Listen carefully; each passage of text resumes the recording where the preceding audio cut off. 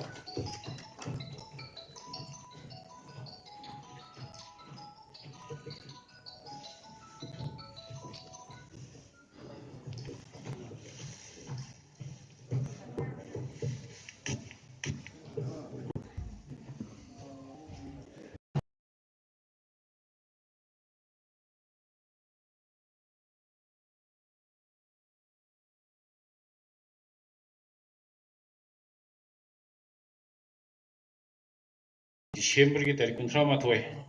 निमिषिदा कोई इकाई खुनजरबा वजा खेती बीरने इबा कक्षिंगी वरीदा आइबा लाइक्सी होंदोक्चरे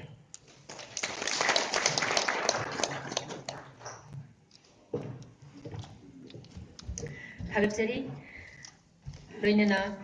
Laixi Aibagi Warol Kara Tambirana Bugitamakta Kai Zeriba, see you Zaipo, Katrium.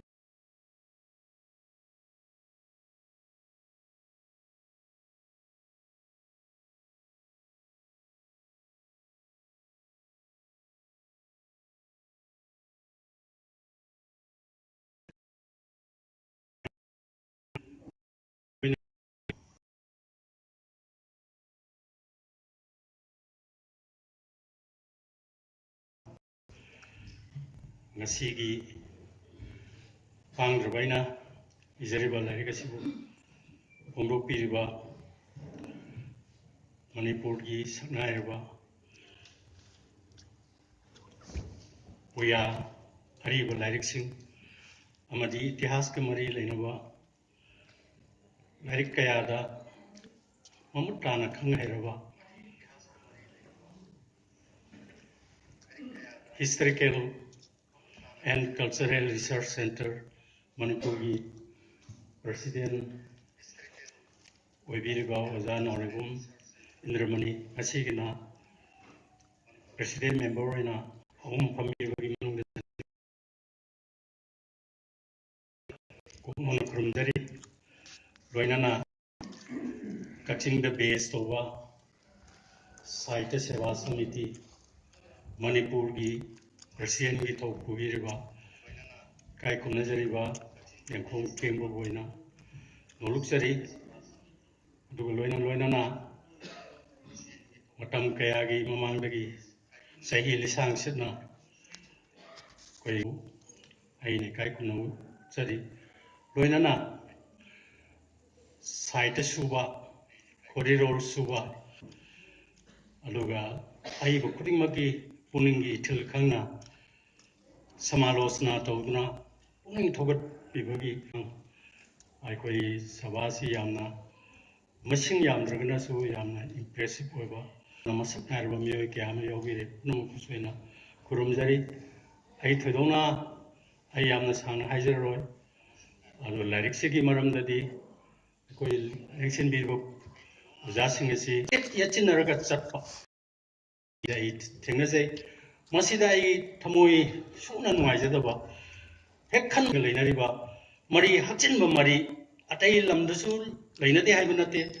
Rabot Ki Makutungam the Bayaude Makona Nelam the Bazagayaude Yamsi culture Mamu Lerma Quigi. A quiggy special culture name and Loge Matamdura. See Kapuki Gadore, Massimama, Equisi, Southeast Asia Theatre Manum Sanmani. See Equishuna is issue. I go you know never Barmazi Munaba, Sunabulani, Masigi research oina tigalak pada haye siga atai manipur gi leriba mayam siga ai lainari ba mari adu khitang tok tak ta ba mong sisu ai khara khanjai aduga loina na kaching haibasi karam haina hori aduga ai ngasai aduni historical events ai thotho wathok sing adu mayek sengna chumna lai tingi oiba wahi wata khara present tori basina ai saruk ne haibu khaktani aduga idea yamadi oja sina ingonda yamna puning loina ai asi like ai irapada ai fiction gi like si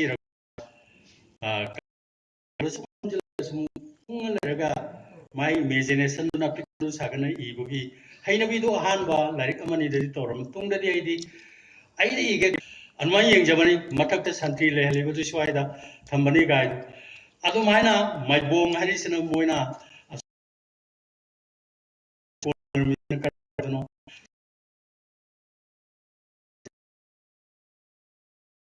aina salisi 10 times kumba suromani sip sagar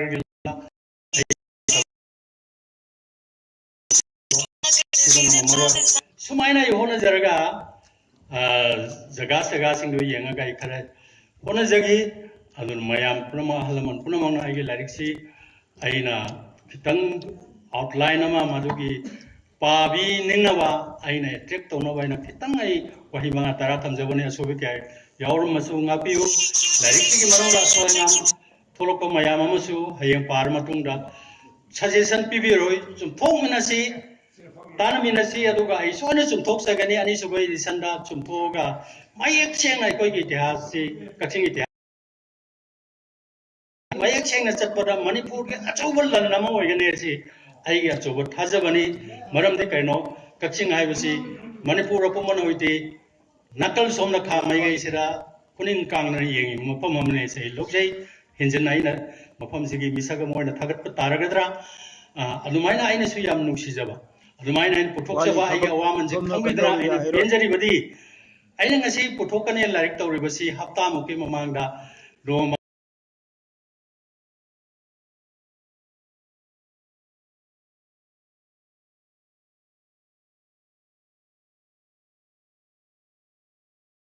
Masina, Tembang, I know Kopi and Logani, Kopi doing a man and the polishing of a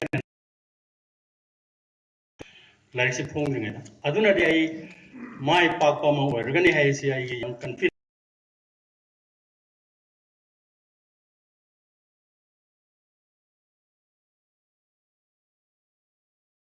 Aduga puning thogapiu ai wafamsi haisabugul loinana lembirai ba punamaku aina wakana kurumjari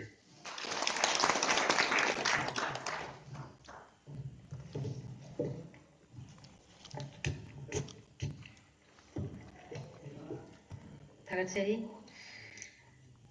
masigi ai bagi warol thambi khrabagi tungsida lairik masak takpina bagi damakta ikai kunajari ba oja Sri Salam Tomba Taubul oja ko lingsing birakna bagi damakta koknon na lingsing jari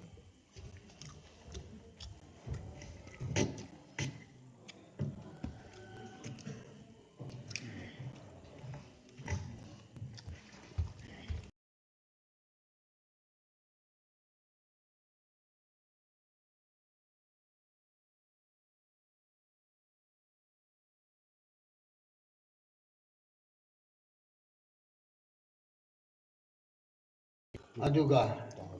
nasidagi ngaktang lairagadi kunmathoi hairado sumba yamna siraba yamna fake end oiraba nimila sida kachingi warida sumba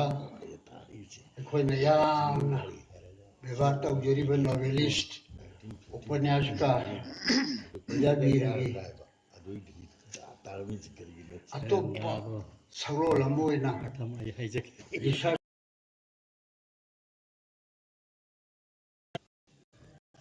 Legend biriba Manipur pumana puwari thiba khudimona bevar tawiriba oja asigi sigbesu biriba haitare Historical Society Manipur President jo biriba oja gungo Honorable Indramani ओजागी मांगदा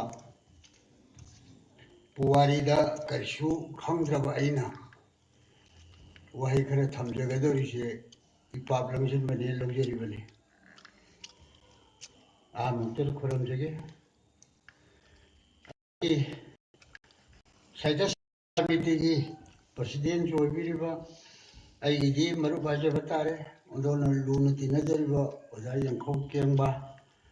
अदुगा लोइनाना doctor Thoksom Ajit president लेजिजु लोइस मांसिन सुबनिना मिसक मिसादी हेगलाक्षिम नमद्र parliament अखंग आई सिगुम्बा कक्सिंगी वारी अमा उथोकनी न तौसारिदु कयाम खंगबनो न येंगगे लाक्पिरिबा पुनम एहा मुत खुरमजगे आइगी दमक्तदी कक्सिंग द लाक्पजी प्रिविलेज म पिबिरबने न हे लौजे हाना दैसुनी साइदा तौबिरिबा पुनमना आइसे सोमद मेंबर बाव लौजरिबने साहित्य समिति की ओदोन नुक्सीजग्रबा कक्सिंग लमदमसी आइगा नकनाग्रिबसी मियोय खरन उरुबा कक्सिंग की यूनिटी उबा फजबा अदगी लिंजियन मानबा तौथोरकपदा अचौब थबमक्ता तौथोरकपसिदा मणिपुर पुरमना येंगी लमदमबा अदुना आइना याम नुक्सीजबा Manipur पुनमना Kakching येंगली general knowledge desum tambi Kaching is the granary of Manipur. Manipur ki pukai ne hai Kaching na Manipur na Kaching yengli saita to khuding na khetri bire yengi ai di khetri bire yengba mi mo na la jerugani na khetri bire na thauda ma pirakpaji ai hikto pogam da bane taslemudi ओजाना इमोंदा पीरिबा थौदाजी ओजादा सोयग्रब ओजा Indramani गुमबना ngangaga अखोय मियामना तारगा पुनिंग लोक्सिंग ओइगदबसी आइना बसी थागत पला कोइना तादोरे खेत्री बिरबो कोइना होमसी यामना तांगना लाबा Madhavi देगिना ngasi बाबोजिदा novel सी इपु पुथोक्तना खरा venture तौबो Kharna पुथोरपदा तिंग लाउना पानबे याव यावदना लाखोजिना लेकम ला ओइदना चटांग बथोबा अदुगु मतमदा कुनसुबा सदाबी Loram दाइदा novel सी अहम जे थानमने अहम जिबो आइना जाय नोवेल सेना हाजिर होय मरम अमल लई मयान कुमने यंगबियो नोवेल से अहम जिना तौथर पसे माई मागी लंबी त्रिशूल गुमनी मसे लहुम फांगबनी अमत्त मानदे जोधा चंद्र सना सामने इथोरपना वर्ल्ड से मागी सेटिंग द चले कैलिफोर्निया योगनी लंदन योगनी जर्मन योगनी माकी नोवेल पाबद अखोई से वर्ल्ड कोहेली इथोरपदा अदुगा मिडल क्लास ना मागी हीरो ओय हीरोनी ओय बीएमएस नाम बना अखोइना चंबंग ngमद्रबा अखोइ करीम त खंगदब निंथोकोर मणिपुर जी निंथोरो रुंद्रा तुंगना पालमी बनी निंथोरो में हमना पालंबगी मनुंगी अमोटपा फजबा मागी नोबेल पाबी बिद खबिरमनी ngaraang nahanda putoye tambal lal book तरीक साब सेप्टोलॉजी अदुगुम्बा मागी मराई बगना पुबदु द चलगा मथौ मबुदिना मरौ सिंगना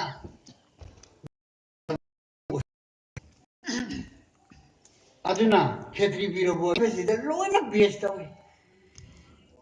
मागी नोवेल तरुक से पाबियो कक्सिंग ना लोइना सेटिंग बेज होबने कक्सिंग की फने हमने इरेन खाली कक्सिंग की फने हमने इरेन खाली कक्सिंग की मी हिरेंगे येंगियो आदगी मागी नाइदा पुथोखिबा लो लो सिथि पा Kakching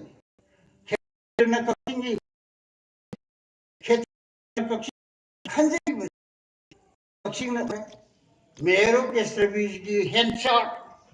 Aduma Puthoropa, Thomas Hardy, regional novelist in power. I wish South Kini, Aduga, Southwestern, we shake Sabo, Forum Semoponi, Northern on the Semba, Unyanataba.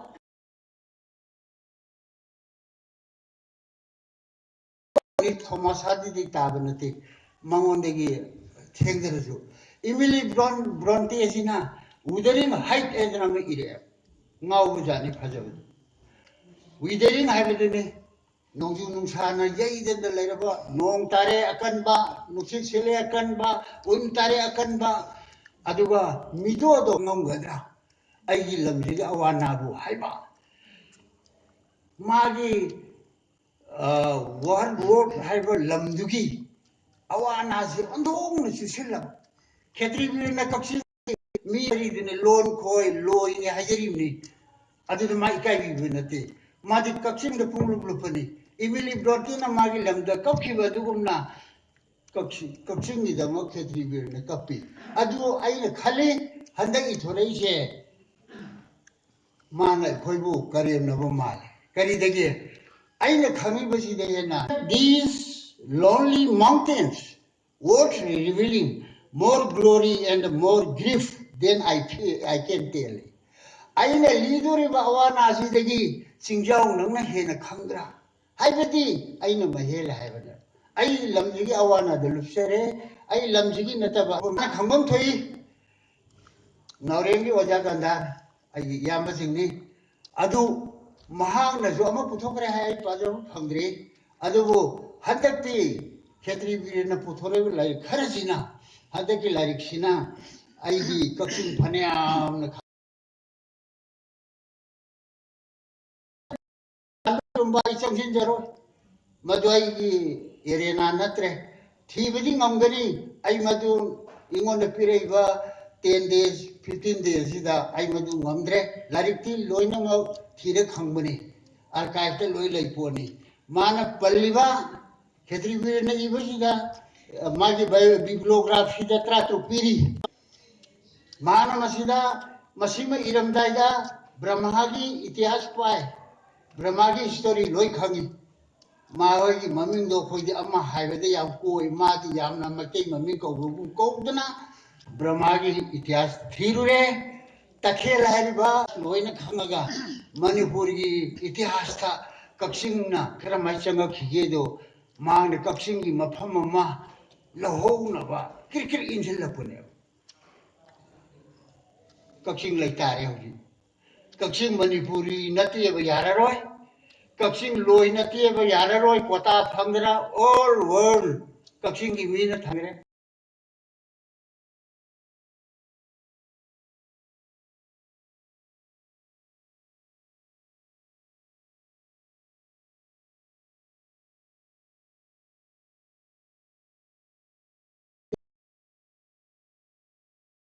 ye khalai loi pi re apoi ji budo bakham bagi hakak te ge Manipur haiba ma sarko matamda yek tare pungarabni salai anigas yek tare salai tara mapal harimni yek tare salai mapana pungarabane kaksin loina yek laire yumnak laire Manipur ta ba muslim bhawa loina ma yumnak pi garabani akhoi amatani adu man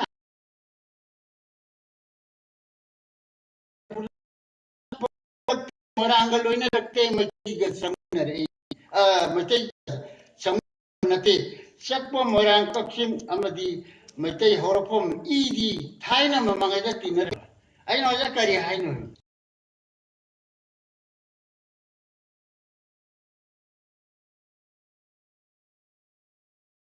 yenbio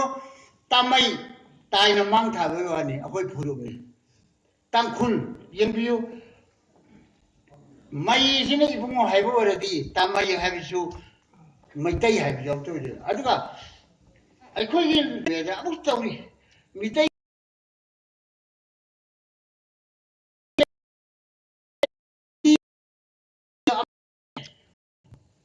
Manipur hari. Aduna Manipur ki itihas ta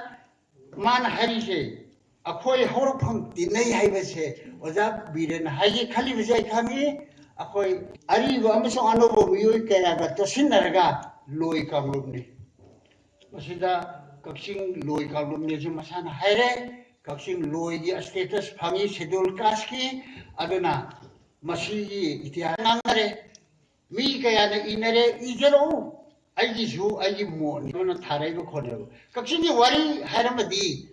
mai sina loire haidana yela kaneda mayam na lina go warida aigi opinion je hakin mane hai hakin ba yabra yadabra do mai thesis ni antithesis budira mayam do lali ai khangi adu khangi haige dauni adu thorakhini yamna bhoke loi da bai wani kaksing yamna asdiye shoba mini maspham ji da ang pomi akhoi scholar ke aleri bani chemistry da oja rajmohan leri bani khangba yagai khangaba adugumba lambi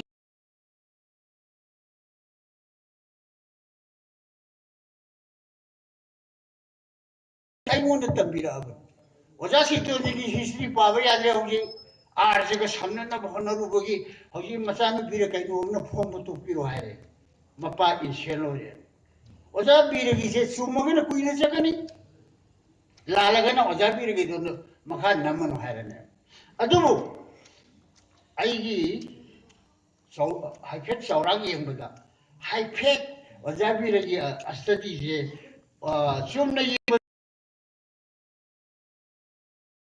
lijen kadai bu kawi puari kadai bu kawi dana yana definition ga loina na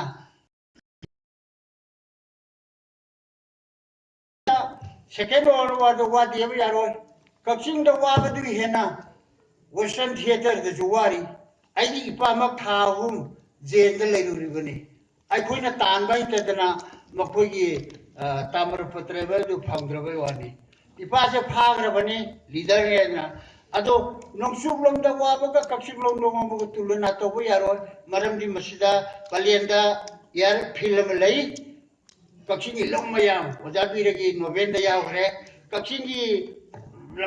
low kaya kem hairaga loka doroba khongang sharaba dubu leibang nan sin di da kappo gi novenda ya hore asin bane ba mudu yuna